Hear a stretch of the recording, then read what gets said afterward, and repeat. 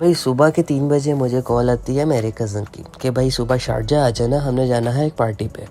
तो हम तैयार श्यार होके भाई निकल के सीधा मेट्रो स्टेशन। मेट्रो पे पहुंचने के बाद हमने खुद की शक्ल देखी कि भाई हैंडसम लग रहे हैं या नहीं। तो भाई यकीन मानो आपका भाई तो बहुत हैंडसम लग रहा था। फिर हमने किया अपना कार्ड पंच करने के बाद पहुंची हम सीधा मेट्रो पे। मेट्रो से खूबसूरत दुबई के नज़ारे और शारजा देखते हुए सीधा पहुंच गए हम स्टेडियो मेट्रो स्टेशन से हम गए हुए बस स्टैंड की तरफ। वहाँ से हमने करना था बस का वेट।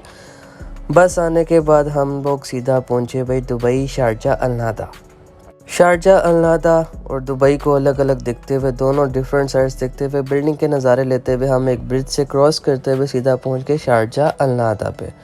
अब शारजा अलनादा पे थोड़ी देर हमने किया कज़न्स का वेट और हमारा इस्तकबाल हुआ इस रेड कारपेट से। फिर में उन्होंने आना था, मैंने कहा चलो शारजा की बिल्डिंग से एंजॉय करते हैं। शारजा की बिल्डिंग से एंजॉय करने के बाद उन दोनों ने किया मुझे पिक। फिर हम लोग निकल गए अपनी मंजिल की तरफ। फिर भाई हम गाड़ी में बैठ के अपने फ्यूचर के बारे में सोचते हुए, जिसका कोई अता पता नहीं है कि क्या बनेगा क्या नहीं बनेगा, उसके बारे में सोचते हुए मौसम एंजॉय करते हुए हम निकल पड़े अपनी मंजिल की तरफ। हमें जाना था जबल जैस में। मैं मौजूद था और गाड़ी ख़राब ना हो ऐसा पॉसिबल ही नहीं है। इसका कसूरवार मुझे मानते हुए मेरे कज़न्स ने मुझे दी गालियाँ और मैं चुपचाप होकर साइड पे हो गया। गाड़ी ठीक होने के बाद हम दोबारा अपनी मंजिल की तरफ रवाना हुए और हम पहुँचे रसल खैमा। पहुंचने के बाद अपने बचपन की यादें याद करते हम पहुंच गए इन पहाड़ी वादियों पे। अब इस जगह का नाम तो मुझे नहीं पता, मगर यह बहुत ज़्यादा खूबसूरत थी और देखने में बहुत मज़ा आ रहा था। हम तीनों बातें करते इतना आगे निकल गए थे, हमारी बाकी सारी गाड़ियां पीछे रह गई थी। तो अब हमें करना था उनका वेट। हम इन खूबसूरत वादियों में गुजरते हुए हमने कहा चलो कहीं पे स्टे करते हैं। स्टे करने के लिए हमें एक जगह नज़र आई जहाँ का व्यू हमें बहुत ज़्यादा प्यारा लगा और व्यू देख के मज़ा ही आ गया था। जैसे ज़िंदगी के हालात चल रहे हैं तो वहाँ पे मैंने मारे 2-3 पोज, अपने पिक्चर्स क्लिक करवाई और फिर मैंने कहा चलो अब छलांग मारने का टाइम है, मैं छलांग मारता हूँ। कज़न्स ने मुझे रोका, गाड़ी में फेंका और फिर हम निकल पड़े अपनी मंजिल की तरफ। मंजिल बहुत ज़्यादा दूर थी, सफ़र बहुत ज़्यादा लंबा था, लेकिन इतनी प्यारी वादियों से गुजरते हुए कोई भी सफ़र का पता नहीं था लग रहा। काफ़ी ज़्यादा ड्राइव के बाद आखिरकार हम अपनी मंजिल पे पहुँच ही गए।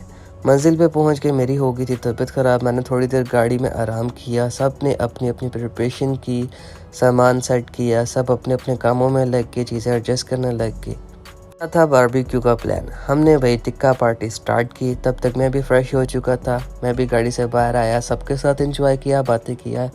फिर खाने का टाइम हो गया था भाई, सबको अपना अपना खाना मिल चुका था और सब अपने अपने फ्रूट्स खाना एंजॉय कर रहे थे। आपका भाई सबको मस्कीनों की तरह देखते हुए, क्योंकि मुझे किसी ने लिफ्ट नहीं थी करवाई और किसी ने खाना नहीं था दिया, तो मैं अपनी बारी का इंतज़ार करते हुए तरसी हुई निगाहों से टिक्कों को देख रहा था। टिक्का पार्टी ख़त्म होने के बाद पंजाबियों की महफिल में चाय ना हो ये मैं मान ही नहीं सकता। चाय का वेट करते हुए सारों ने शीशा एंजॉय किया। चाय पीने के बाद इन दोनों अंकल्स को बहुत ज़्यादा चढ़ गई थी, तो ये चाय के नशे में ही डांस करना शुरू कर दिया। अंकल का डांस हम लोगों ने बहुत एंजॉय किया। इनका डांस एंजॉय करने के बाद मेरे कज़न्स और कुछ बंगाली भाई को पता नहीं क्या हुआ, कौन सी नरगिस इनके अंदर आई और उन्होंने ऐसा डांस किया कि भाई सब देखते ही रह गए। सब कुछ एंजॉय करने के बाद इस बंगाली भाई की भाई लग गई दिहाड़ी और इन भाइयों को जोश आया और ये नॉन स्टॉप डांस करते रहे। डांस एंजॉय करने के बाद आज की महफिल हुई ख़त्म और हम निकल गए अपने घर की तरफ वापस। अगर आपको वीडियो अच्छी लगे तो लाइक और चैनल को सब्सक्राइब ज़रूर करना। Thank you.